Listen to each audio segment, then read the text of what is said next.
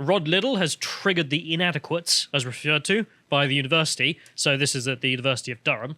So he went to give a speech, and the university has referred to the people who were autistically screeching in the side as inadequates, the SJWs. So this is the first article here to get the context, which is universities offer helping hand to students paying their way with sex work. Top universities are offering training to students who are involved in sex work. What on as earth? it reads. And this is at Durham. This was at Durham and Leicester, Manchester, and Newcastle University. They were all offering and inviting undergraduates access to tools to help them navigate challenges they might face when escorting, performing on webcams, and stripping. So if you're in any one of those professions... Just a radical concept here. Why don't universities drop their fees? So that students don't have to resort to sex work. Because university fees have way outpaced inflation. Could just get a job at McDonald's or Spoons. Probably wouldn't pay for Durham's fees. I mean, I know the webcam probably pays more right now, but it'll not pay as well in the long term, let's say, because you pay with your soul. But anyway, the university's offering advice and help for those who want to be cam whores, which is a new kind of profession, I imagine. And Rod Liddle took this as a bit of a joke. And if we go to the next one, we have his response here, which said, prostitutes are stigmatized because their trade is filthy. I love Rod. And that's a man who just doesn't... He's like, nah, I don't care. You can't touch me. Yes, which is why I quite enjoy the chap. Like, I don't know much about him, but I like that he doesn't care, and that's he's interesting. Great. I met him. He interviewed me for a Sunday Times thing, and unfortunately, it was behind a paywall. So like, but he seems good fun. People. But he's brilliant fun. I had a drink with him, and he was really good laugh. Anyway, so he says in here, and you can see how he just has fun with what he does. This noble institution is offering 2 courses in the various forms of harlotry. My only concern is that at present they do not offer any academic qualification in these subjects. At least an undergraduate degree in, say, practical whoring would be better. Perhaps followed by a master's degree in deconstruction of the topless hand shandy, 1897 to 1913, such courses would probably result in more lucrative career opportunities than many of the more traditional subjects which students pay through the nose to study. I'm attending a dinner at Durham University next month and fervently hope that some of the ambitious young ladies on these courses will be in attendance. I mean, yeah, okay, you know, the guy has fun, right? Yeah. And also, it's a ridiculous situation. What do you mean you're giving advice to sex workers? You shouldn't be promoting sex workers. Yeah. Anyway, I mean, whatever. So then he goes to university. How did that go? How did that, him turning up and giving a speech? Was he cancelled? There were autists in the corner screeching because don't like the man bad, of course. So you have Pink News here, who are butthurt, and them reporting uni students stage protest after spectators Rod Liddle goes transphobic penis rant. So he went on a transphobic penis rant. I mean, I don't think they thought that headline through. I mean, do you remember when Pink News put out an article that said, quick reminder, Republicans want to make child drag shows illegal? I was like, yeah. That sounds like a good idea.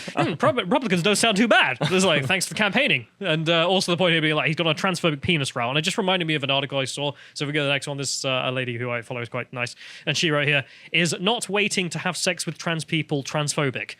I mean, I love it. I mean, the argument, I am entitled to F you.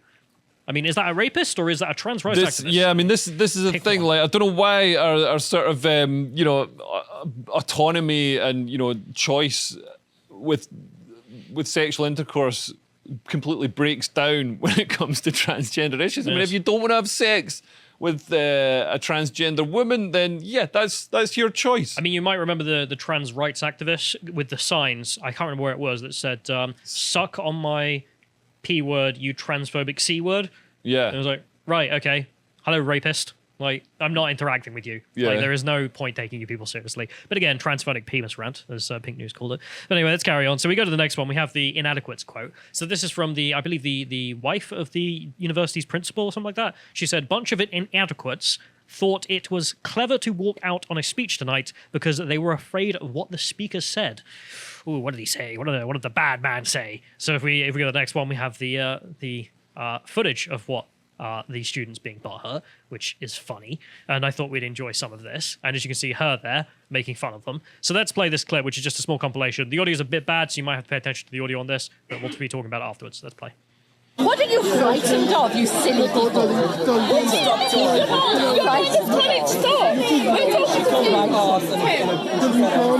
I did, you are an arse. Why not?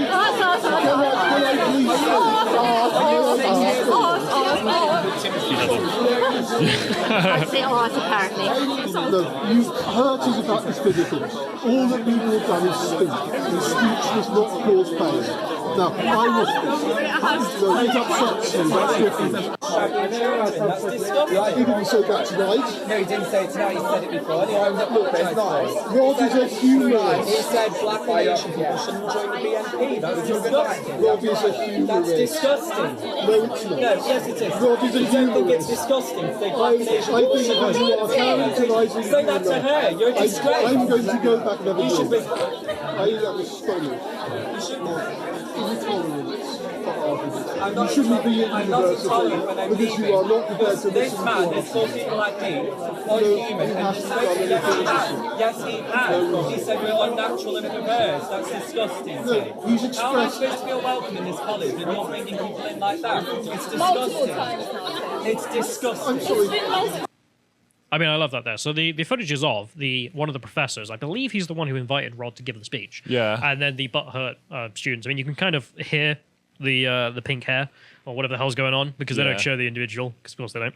Yeah. But I love that the professor just holds his ground.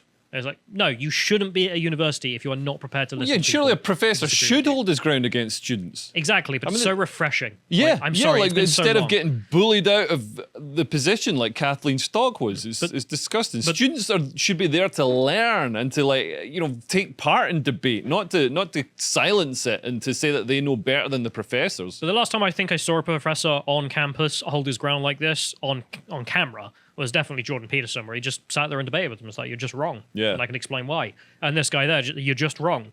Like, you can be butthurt, you can be upset about what he said, but if you can't interact with someone who disagrees with you, Yeah. you shouldn't be at university. Yeah. Also, him making the point, speech is not violence, because they were like, Yeah. we've been harmed, and he said, no, all he's done is talk. The safetyism card. They say, like, I'm put at risk. I feel unsafe. It's like it doesn't matter. Your feelings aren't objective facts. You're not unsafe. You're at Durham University. You'd be Christ's unsafe if you left and went to Durham Town Centre.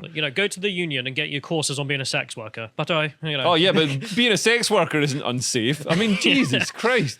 But anyway, there's also, I couldn't make it out, but it's almost like he says, what is it, like, if you're BLM, you should go and join the BNP? That's disgusting? I'm not even too sure, but whatever. The complaints are silly, and we'll get into them. So if we go to the next one here, we have the Telegraph article listing all this. And as you can see, Durham College head apologizes for calling students pathetic for walking out of the Rod Liddle speech. So this is the professor here. I was quite disheartened that he had apologized, but when I read the apology, I was like, all right, no, based. Because Yeah. he didn't say anything too silly. So Professor Tim Luckhurst, principal of South College, reportedly shouted, "At South College, we value freedom of speech," as several students left the dining hall in protest over the choice of guest speaker. Yeah. Again, like, cool. But Like, then actually them based- leaving is them exercising their freedom of speech as well. Yes. So yeah, let and them that's go. fine. If you want to walk out, go for it. Yeah. Are you pathetic? Yeah. And that's all allowed too. That's how this game is played. Because if you cannot sit next to an opponent and make them look stupid, But I've walked then out you've of lost. stuff. Yeah, fine. But if you're in I a walked position out to of debate the that person, Sweeney Todd film. okay, Bad. I don't think there was an intellectual debate there. I Was walked there? out of King Kong as well because it was bad. I'd take it up with the director. I don't know what to say. Anyway, so the university has launched an investigation saying it is concerned about behaviours exhibited during the event. About what? The behaviours. I mean, presumably his wife there get a bit drunk and going, arse, arse, arse, which was, to be honest, quite funny. So, because they said that she couldn't say arse to them. She's like, well, no, bugger off. So in an apology email to members of the college, Professor Luckhurst said that students had exercised their right to leave the dinner hall and added that students had as much right to absent themselves from the speech as my guest had to make it. Fine. Yeah, I mean, a guy who gets it. Yeah, you can walk out. Go for it. It's fine. No one cares. If you can't debate him, it is pathetic, but, whatever. Your right to leave, your right to stay. Anyway, so Professor Luckhurst's apology came after he faced calls from the student union to be fired, and Durham University announced it was launching an investigation as a matter of urgency. And he's going nowhere by the looks of it, and good on him, and best of luck to him. If he needs any support, just say. So a university spokesman refused to rule out the possibility of Professor Luckhurst's behaviour being part of the investigation. And if he is, for standing his ground and defending free speech, well, then the Free Speech Union ought to be involved, and if they aren't already, I'd be surprised. The university added it categorically did not agree with the comments made by Liddle during its after-dinner speech on Friday night. No one thought you ever did. It's not how guest speakers work. We had a guest speaker. The university implicitly agrees with everything they've said. No one thinks that. I don't know why we have to have that conversation every time. As Liddle rose to speak, several students staged a walkout, at which point Professor Luckhurst shouted, "At Southgate College, we value freedom of speech," and pathetic, according to the student newspaper Palatine. During his speech, Liddle said he was disappointed he did not see any sex workers that night. I mean, again, so this is what they were offended by, right? And he opens the speech with, "Oh, prostitutes here. I'm very upset. Why did I bother?" Yeah. He went on to say that science or pure facts are that, quote, a person with an X and a Y chromosome that has a long dangling penis is scientifically a man, and that's pretty much scientifically end of the story, Palatine reported. Palatinate. Palatinate, sorry. They're scientifically a male, not a man. What's the difference? You become a man. Oh, yeah, okay, yeah. You got to walk down a lot of roads. You become a lady. Before you become a man. So man is gender and male is biological sex. Well, it's a role in life, isn't it? It's a station. Yeah. Whereas you are born male. That's yeah. Fair. So he continues, quote, "It is fairly easily proven that colonialism is not remotely the cause of Africa's problems, just as it is fairly easily to prove that the educational underachievement of British people of Caribbean descent or African Americans is nothing to do with institutional or structural racism," Liddle added. I mean, demonstrable. We can see he was really going full tilt to get like cancelled by these students. No, well, he's right as well. He's got the data on his side. Because I mean, the reference there to the educational underachievement. Well, we had the race report. And as it showed, if you had people who were born in Nigeria and then moved to the UK, they performed better than most groups. Yeah. And those from the Caribbean who came to the UK performed poorly compared to other groups. It's like, right, so if there's institutional racism, surely it would treat the Nigerians and the descendants of Nigerians who were slaves the same, right? Yeah. Because they look the damn same. Although people would say that so slavery was in place for 400 years, so it imbued certain cultural traits and behaviours. So, for example, if you had intelligent children, they'd be taken away from you. So you taught your kids to act stupid. I think that's a bit silly when we're talking about the 21st century. No, it's not. Like slavery went on for 400 years. Yeah, and so then 400 years is a long time for attitudes and behaviours to be ingrained in a 200 culture. years of cultural change, not only in the Caribbean itself, but then moving to the UK, living in the UK, being raised. Yeah, but come on. Oh, come on. Like, slavery didn't just end and then it's like, oh my God, we're so equal. Look at this. Everybody's equal now. Well, if 400 years... there was only like civil rights in like the 50s or whatever, the 60s. In America. Yeah. But if you're looking at 400 years can do institutional change in a culture, well, then 200 years of institutional change can also take place. Yeah, but what I'm saying is like there are probably other bad things coming in after that, you know? Right. But you don't think the Africans also have taken that route? No, I think so. Nigerians, I mean, certainly I can't speak for all Nigerians, but the Nigerians that I know have quite a strong family structure, and they also tend to go to church and live a good life like cultural that. Differences. Not that I live like that, but like, but exactly cultural differences. Yeah, cultural differences. Not the underachievement because they're both black and therefore both being systemically. No, but but you can't compare the descendants of slaves with people from Nigeria. You can if you're arguing that systemic racism keeps people with brown skin down. Yeah, but I think that the systemic racism argument is more complex than just saying it's just brown people. I mean, not for all people, but... The systemic racism argument is based on racism, not on cultural difference. But, I mean, if you dig deeper into it, then, then you're not making a systemic or racism argument at that point, are you? I guess we'll just have to agree to disagree to agree that I'm right. Okay. But anyway, the argument goes that essentially you are both black, therefore, you're both victims of racism in the same way. And it's like, well, actually, how do they perform differently in every strata of society? Cultural differences. Anyway, so we'll move on from that, though, in which he makes his points there. And of course, white working class males underperform pretty much everyone. Performing lowest, actually. Right, I think gypsies were the only ones below us. So right. Fantastic. Jeez. Again, no systemic racism there, though. That's how the system works. He finished the speech with a message about the importance of listening and to doubting people's opinions. So again, I mean, being a liberal about the things, terrible. Students have written to Durham's vice-chancellor claiming that Liddle made transphobic, sexist and racist and classist remarks during his speech. throw anything else in. Why don't you? Let me just make up any old crap. I mean, again, they're sending a message to the Chancellor. When did they not?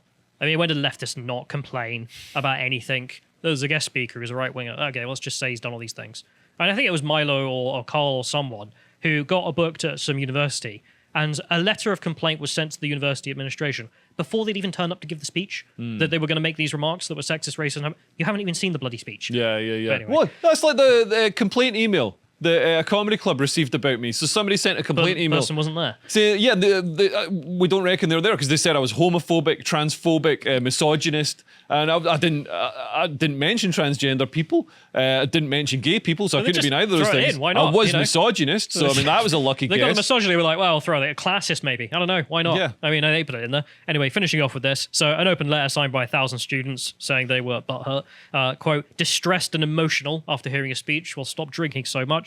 They called for Professor Luckhurst to apologise for showing a complete disregard for the student welfare. My welfare. Your welfare. Oh, your welfare. Get a grip, you What is- student. Like, what is You lost wrong a with leg? people these days? Again, And what are you going to do when you get... Like, I'd love to see these people, like, just work a day on a building site. the students I hung around were way more fun. Like, we enjoyed mischief. Like, we University enjoyed... used to be a place you went to like, try and get laid but never get laid and take lots of drugs and drink. Well, it's just on the political side of things. Like, I remember everyone enjoying the mischief. The mischief was the fun. The people who don't enjoy the mischief, what are you doing there? What's Yeah. the point? Anyway, so we'll skip over some of that because My he called them welfare. pathetic.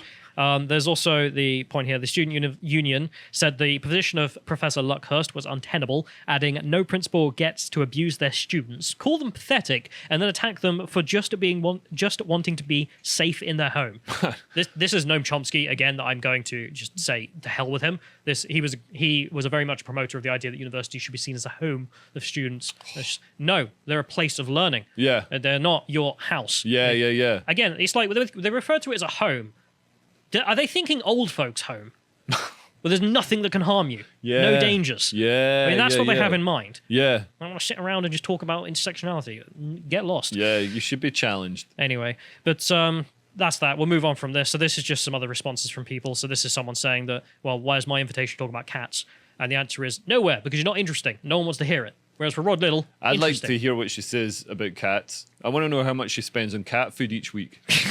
Probably a lot. But anyway, talking about the fact that no one wants to hear them, well, who do they want to hear? Well, I have an idea in my mind. So this is an event that took place a few days ago. So this is at Penn State. I have a good friend who was there. Carl gave a speech there for Turning Point USA. Another group was set up called Uncancelled America or Cancelled America. And they booked Milo to turn up. So you can see, again, in this place, the local leftists being butthurt. And then if we go to the next link on this is Milo's full speech, which you can go and check out. Is that Milo? Yeah. Is that what he looks like now? He says he's put on weight because he's become heterosexual. You got to get used to the lifestyle of being heterosexual. Which, okay, but I thought we'd just play a quick clip from this just to get a taste of it. And you can see him there promoting Pray the Gay Away, which, that's what he's doing now. So let's play this. Is it hearing? Is it picking things up? Should be. All right. No, I'm not. Look, I'm not walking around with this pointed at my mouth. Yeah, it's very bad for my recovery. Okay, but there's the point. People want to go and see him. That's the difference. That's Right. why people are of note. But does Milo's... agree or disagree with them. Is The fact Milo, you know how he says he's straight now? Is he just trolling? What's he doing? I don't know. I think it's genuine. Like, he threw his ring away that he got married with, so I mean, it's a lot of money to throw away for a laugh. Nobody can have sex with his ring now. But like, like, is he just trolling? Because this seems like another thing just designed to inflame liberal sensibilities, Maybe. which I totally salute. But like, I don't entirely believe him. It is incredibly amazing. Well, you can go and watch the full speech if chaps are interested, and him talking about the fact that he doesn't want to hold the mic like that. But anyway, we'll end that there. If you enjoyed that segment from the podcast The Lotus Eaters, you can go to lotusetuscom to get access to all the premium content we have on the site. We've got loads on there, and it's all really, really good. For example, we have regular premium articles that discuss contemporary events, and we have an audio track for our silver and gold tier members. And of course, we have our regular series on there. We've got Contemplations, which is Josh and whoever he wants to have talk to him about a particular topic. On this one, he's talking to Bo, about in-group preference. Moving on. Bo and myself also do the Epoch series, which says talking about history. This one's Belisarius Part 3, because Belisarius was a 6th century Byzantine general, and he had an amazing career and a genuinely tragic end. And the myth of him is old blind Belisarius begging on the streets of Rome would have been better than what happened to him, but I won't spoil it. I'll let you I'll let you find out. And of course, we do our regular book club as well this week's or this month's. I don't know how often we do them actually. Fairly regularly. It takes a while to read a book. But this is Callum doing John Stuart Mill's On Liberty, in which I rail against utilitarianism. I used to be a huge fan of John Stuart Mill, like 5-10 years ago. And since then, I've really soured on utilitarianism. And so the framing of his arguments, I find kind of insufferable. He's not wrong in what he's arguing for, but it's the way he's doing it. But anyway, we also do a bunch of premium podcasts, things that are entertaining, we think, like the politics of Star Trek that I did with John, talking about, well, is Star Trek a socialist paradise or not? It turns out it's not, but it's, it's something different. Post-scarcity liberalism, basically. But that's a really good podcast. And we also have to put up things on the website that we can't actually put on YouTube because YouTube has editorial policies about things such as where all these heart attacks are coming from. Giant elephant in the room. It's probably climate change. Don't worry about it. We also have fascinating interviews from really interesting people, such as this one, which is an activist called Luke Avery, who's a Christian, but don't worry, he's not Bible thumping in this. What he's doing is talking about the ancient wisdom in the biblical book of Proverbs, and it's very much daddish sort of stuff, and I really enjoyed doing this one. And I think I'll have him back in, hopefully, to do another one, Ecclesiastes or something, and hopefully we'll do another one soon. And if you want to keep up with us, you can follow us on getter.com. I love the phrase and getter doing, something like that, I don't know. You're doing really well on there, though, aren't you? You've got like 11,000 followers. So come follow me on Getter, come follow you on Getter. Yeah. And lotusetuscom on Getter. Lotuses_com on there. Let's go check that out. And also the conference itself. So this is a conference being put on by the Getter guys. This is on the December the 8th. So update on this, the Getter conference has been postponed until further notice. We will let people know as soon as we have more information. Apparently it was postponed thanks to the global freakout in response to the Omicron variant. So sorry about that. So if you'd like to get access to all that premium content, you can subscribe at lotuseaters.com. Thank you and goodbye.